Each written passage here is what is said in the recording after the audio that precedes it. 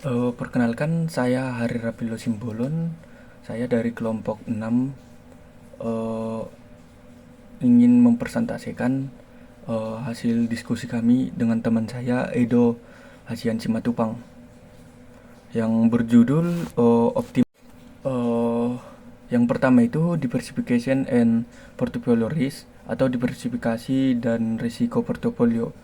Nah, ada dua sumber ketidakpastian yang luas. Pertama, ada risiko yang berasal dari kondisi ekonomi secara umum seperti siklus bisnis, inflasi, suku bunga, dan nilai tukar. Dari faktor makroekonomi ini tak satu pun dapat diprediksi dengan pasti dan semua mempengaruhi tingkat pengembalian saham. Nah, kedua efek tersebut saling mengimbangi dan menstabilkan pengambilan portofolio. Namun, mengapa mengakhiri diversifikasi hanya pada dua saham? Jika kita melakukan diversifikasi yang lebih banyak sekuritas, kita terus menyebarkan exposure kita ke faktor-faktor spesifik perusahaan dan volatilitas portofolio. Nah, di sini ada contoh eh, jika suatu saham terpengaruh oleh siklus bisnis, kita dapat menghindari exposure terhadap risiko siklus bisnis beberapa pun jumlah saham yang kita miliki. Di sini ada gambar 701 yang udah ada di PPT, di mana panel A diversifikasi dapat mempengaruhi risiko ke tingkat yang sangat rendah. Alasannya adalah karena dengan semua sumber risiko yang independen, exposure terhadap sumber risiko tertentu dikurangi hingga tingkat yang dapat diabaikan. Nah, pengaruh risiko ke tingkat yang sangat rendah dalam kasus sumber risiko independen kadang-kadang disebut prinsip asuransi karena dianggap bahwa perusahaan asuransi berbentuk pada pengurangan risiko yang dicapai melalui diversifikasi ketika menulis banyak polis yang mengasuransikan terhadap banyak sumber risiko independen. Nah, yang kedua itu kita masuk ke portofolio dari dua aset berisiko, di mana portofolio dari dua aset berisiko ini mengacu pada kombinasi atau alokasi investasi antara dua jenis aset yang memiliki tingkat risiko yang berbeda.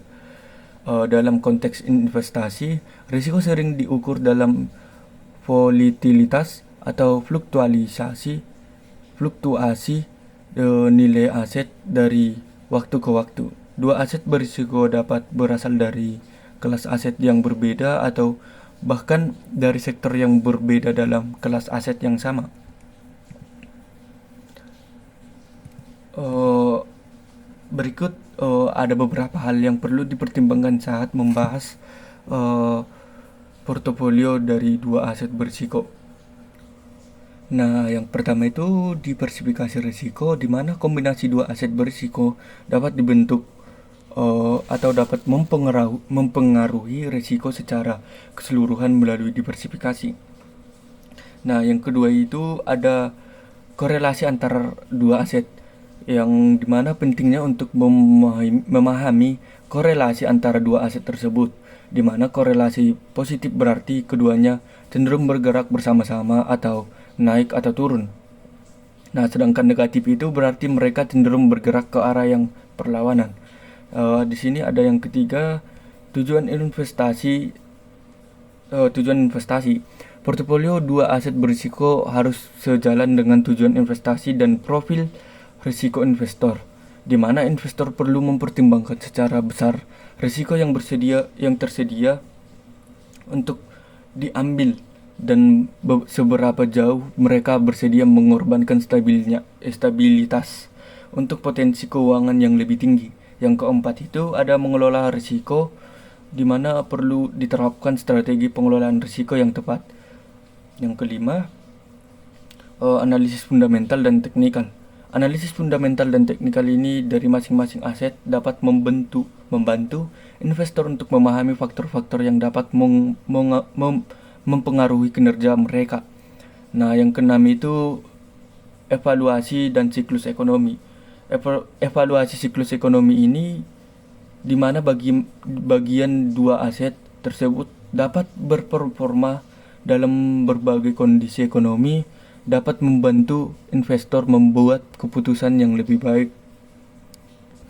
Nah, di sini ada satu contoh di mana dari dua aset berisiko dapat mencakup kombinasi dari dua faktor yang berbeda, obligasi dengan kualitas kredit yang berbeda. Kita lanjut. Yang ketiga itu aset alokasi aset dengan saham, obligasi, dan surat utang. Yang pertama itu saham. Saham adalah bentuk investasi yang mewakili kepemilikan dalam sebuah perusahaan. Saham juga cenderung memiliki potensi pertumbuhan yang lebih tinggi, tetapi juga rentan terhadap volatilitas pasar. Investor yang mencari pertumbuhan kapital mungkin memiliki untuk meningkatkan alokasi saham yang dalam portofolio mereka. Yang kedua itu ada obligasi. Obligasi ini merupakan instrumen utang yang dikeluarkan oleh pemerintah, perusahaan, atau lembaga-lembaga keuangan kepada investor. Obligasi dianggap sebagai investasi yang lebih stabil dan kurang berisiko dibandingkan saham. Investor sering memasukkan obligasi dalam portofolio mereka untuk mengurangi risiko dan memberikan pendapatan tetap memiliki pembayaran kupon. Yang ketiga itu surat utang, di mana surat utang ini adalah instrumen keuangan yang mewakili utang harus dibayar oleh penerbit kepada pemegang surat utang, di mana surat utang dapat mencakup berbagai instrumen seperti surat berharga pasar uang, surat utang korporasi, atau surat utang pemerintah. Sebagaimana dari alokasi aset, investor mungkin mempertimbangkan surat utang sebagai alternatif investasi dari pendapatan tetap dengan tingkat risiko yang sesuai. Nah, di sini ada alokasi aset yang baik dapat membantu investor mencapai tujuan keuangan mereka sambil mengelola risiko. Alokasi aset yang tepat bergantung pada berbagai faktor termasuk tujuan investasi, toleransi risiko, dan horizon untuk waktu investasi. Oke, baik, di sini saya akan melanjutkan presentasi kami, di mana nomor 4 itu ada model optimasi portofolio Markowitz. Nah, model optimasi portofolio Markowitz ini juga dikenal sebagai teori portofolio modern, di mana dikembangkan oleh Harry Markowitz pada tahun 1952. Teori ini memberikan kerangka kerja untuk membangun portofolio investasi yang optimal dengan mempertimbangkan tingkat risiko dan hasil yang diharapkan dari berbagai aset yang ada. Nah, langkah-langkah utama dalam model optimasi portofolio Markowitz menyelibatkan yang pertama itu ada ekspektasi return saham, yang kedua itu variance portofolio, yang ketiga itu portofolio efisiensi, yang keempat itu ada ratio Sharpe, yang kelima itu ada model optimasi. Oke, selanjutnya itu ada model optimasi portofolio Markowitz ini dibagi 5. Yang pertama itu pemilihan sekuritas, yang kedua alokasi modal dan properti pemisahan, yang ketiga alokasi aset dan pemilihan sekuritas, yang keempat itu ada kekuatan diversifikasi, yang kelima itu ada portofolio optimal dan pengembalian tidak normal. Selanjutnya itu materi yang kelima yaitu penyatuan risiko, pembagian risiko, dan investasi dan risiko investasi jangka panjang. Yang pertama itu ada risk pooling dan prinsip asuransi, di mana risk pooling ini atau penggabungan risiko merujuk pada penggabungan proyek-proyek berisiko yang tidak terkorelasi sebagai cara untuk mengurangi risiko. Dalam bisnis asuransi, risk pooling melibatkan penjualan banyak polis asuransi yang tidak terkolerasi.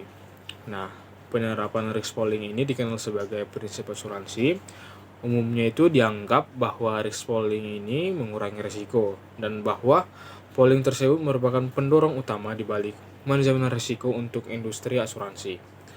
Analisis asuransi seringkali berpikir dalam hal probabilitas kerugian. Interpretasi matematis yang benar dan prinsip asuransi adalah bahwa probabilitas kerugian berkurang dengan adanya penggabungan resiko. Interpretasi ini berkaitan dengan kenyataan bahwa rasio Sharpe atau profitabilitas meningkat dengan penggabungan risiko. Oleh karena itu, penggabungan risiko tidak memungkinkan investor atau perusahaan asuransi untuk mengurangi risiko. Namun, peningkatan risiko dapat diatasi ketika penggabungan risiko ditambah dengan penggabungan pembagian risiko seperti yang dibahas pada seksi berikutnya. Nah, yang kedua itu ada pembagian risiko atau risk sharing. Pembagian risiko itu yaitu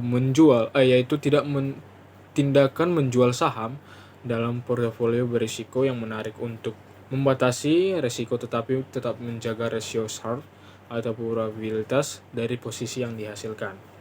Misalkan setiap kali aset berisiko baru ditambahkan ke portofolio, Warren menjual sebagian investasinya dalam pool untuk menjaga total dana yang diinvestasikan dalam aset berisiko tetap tidak berubah.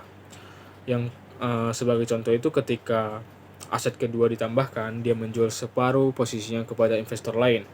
Meskipun total anggaran investasi yang dianggarkan ke aset berisiko tidak berubah, ini dibagi secara merata antara aset A dan aset B dengan bobot masing-masing yaitu Y/2. Dalam mengikuti strategi ini, komponen bebas risikonya dari portofolio lengkap tetap dengan bobot 1 dikurang Y. Kita akan menyebut strategi ini sebagai strategi V. Dengan pembagian risiko, seorang dapat mendirikan perusahaan asuransi dengan ukuran apapun, mengumpulkan portofolio kebijakan yang besar, dan membatasi risiko total dengan menjual saham di antara banyak investor. Seiring rasio Sharpe ini terus meningkat dengan jumlah kebijakan yang ditulis, sementara risiko untuk setiap pemegang saham yang terdiversifikasi turun. Ukuran perusahaan asuransi yang semakin menguntungkan muncul tanpa batas. Yang selanjutnya itu adalah investasi untuk jangka panjang. Kita beralih ke implikasi dari penggabungan risiko dan pembagian risiko untuk jangka panjang. Bayangkan memperpanjang horizon investasi untuk periode lain atau yang menambah ketidakpastian dari hasil berisiko periode tersebut. Sebagai analogi, menambahkan hasil berisiko lain atau kebijakan asuransi ke dalam pool aset. Mengkaji dampak perluasan horizon investasi memerlukan klarifikasi terhadap alternatifnya. Misalkan kita mempertimbangkan investasi dalam portofolio berisiko selama 2 tahun ke depan, yang kita sebut investasi jangka panjang. Sekian presentasi kami.